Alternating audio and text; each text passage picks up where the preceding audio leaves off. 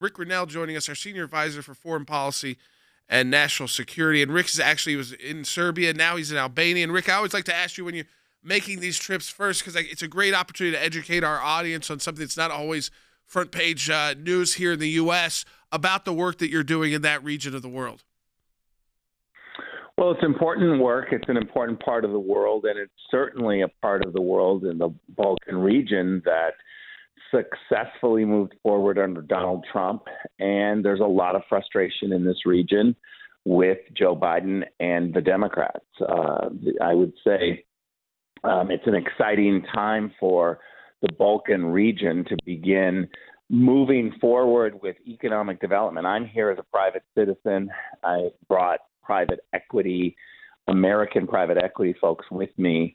And what we're trying to do is figure out how can private equity firms in America help fund projects in this region that will strengthen the ties between this region and America, while also allowing the private equity folks to make some money and to provide some good new programs for the region. For instance, we're looking at bringing solar energy into Albania and do it in a way that's responsible. There are projects in this region where the Chinese and the Russians are providing some of these services, and we're trying to come in to say, look, this is a region that should not be increasing their involvement with China and Russia, but rather with America. These are the types of things the private sector does and the government supports.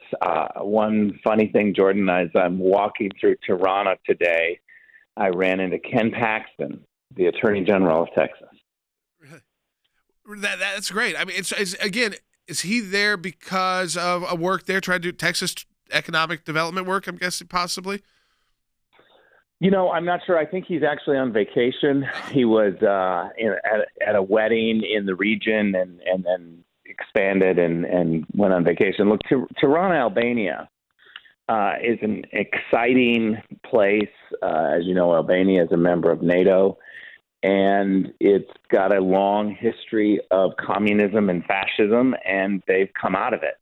And so this is a country that very much wants to see America stand very strong because it helps the region. And there's a big frustration with Joe Biden in this part of the world. That's what I was about to ask Rick next, is because when you mentioned those Russia and the Chinese, we see that so much all over the world. Hey, we're seeing it in our own country.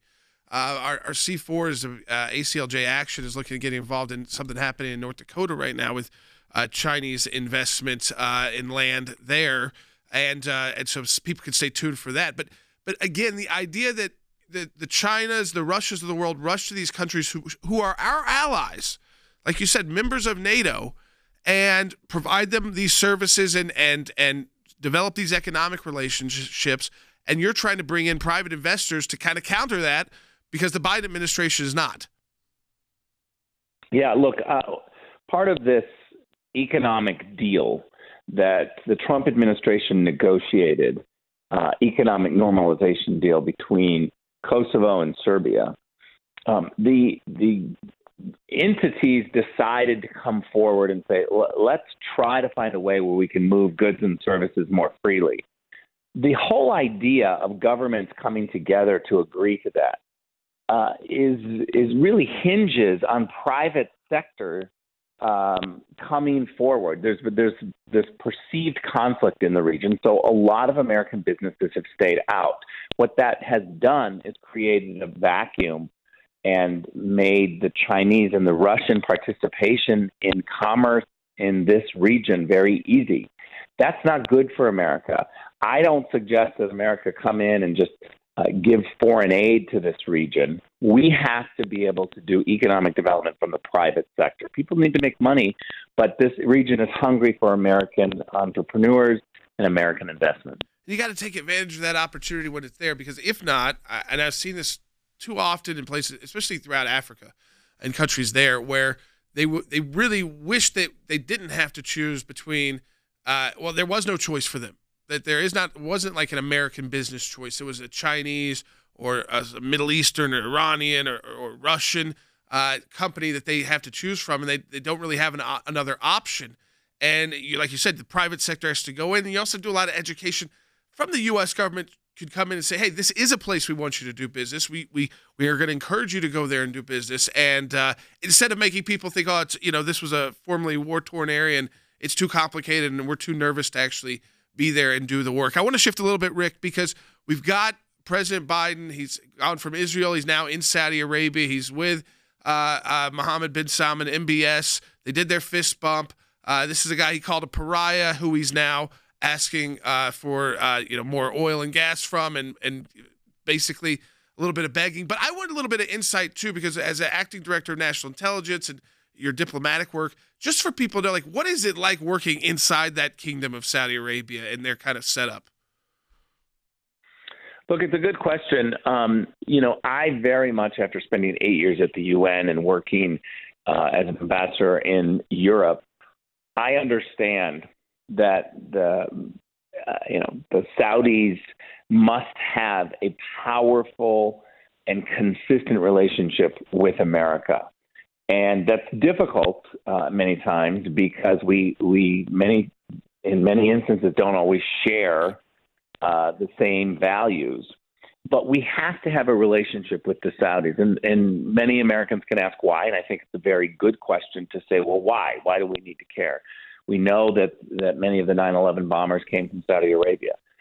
What I would say is that Middle East is a very difficult region. You've got Yemen, you've got Iran. Many terrorist groups are fomenting in that area.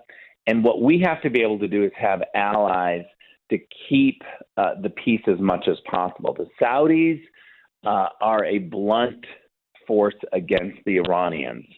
They are enemies, and we have to be able to control the Iranians, which are an aggressive terrorist-supporting state. And many times we've been able to rely on the Saudis to blunt the growth of Iran. And now we see Russia and China becoming very close with Iran. It's a problem. I'll give you one example. The Biden administration took the Houthi rebels, which are Iran-supported rebels, off the terrorist list. And within just a short couple of weeks, the Houthis were bombing the United Arab Emirates, our partners in the UAE, a hub of commerce in Abu Dhabi. It was really frightening. And this is the implications of bad policies coming out of Washington, D.C. We could go on and on about Russia's influence in the Middle East, certainly in the Balkans, but we have to have a strong United States, and we have to be smart about it. I am not suggesting, I want to be clear, I'm not suggesting that we start wars or that we have foreign aid that just free flows from the United States without getting anything in return. We got to be very smart about our assistance. Yeah, I mean, I wanted to respond to Jake Sullivan, Rick, because this is his attack on the administration you serve. Take a listen, Bite 22. The previous administration walked away from the Iran nuclear deal, and in doing so walked away from our allies with whom we had been united, so that it was the U.S. who was isolated on the Iranian nuclear issue, not Iran.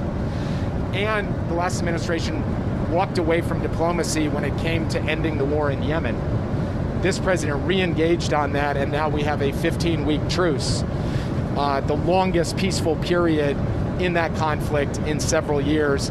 And in Saudi Arabia, he will seek to deepen and extend that truce and start working towards a wider settlement. So that's just some of what he was referring to. I mean, I want to go right to this, Rick. It's wonderful that they can get a truce. I don't agree with like you said, taking those Houthis off that terror list was wrong. But he said that the Trump administration walked away from diplomacy. They continue, and that's why Rick to kind of finish this out. They just ignore the Abraham Accords. Just ignore them. Look, that bite from Jake Sullivan is so ridiculous that we don't even know where to begin here.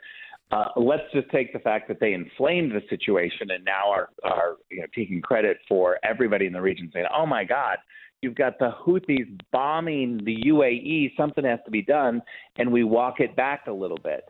Inflaming the situation and then walking it back doesn't mean that you're successful. It means you cause it. What Jake Sullivan is going to hear when he's in Saudi Arabia is a whole earful from the Saudis for how terrible their policies are.